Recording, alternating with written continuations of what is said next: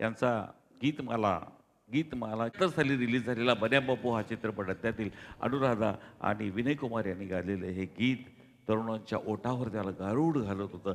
सरला येवलेकरी ही अतिशय देखणी अभिनेत्री त्यामध्ये होती. पूजाजी आणि राजेशची फक्त 3 गाणी शिल्लक आहेत मंडळी. शेवटचं गाणं नक्कीच ऐकणार.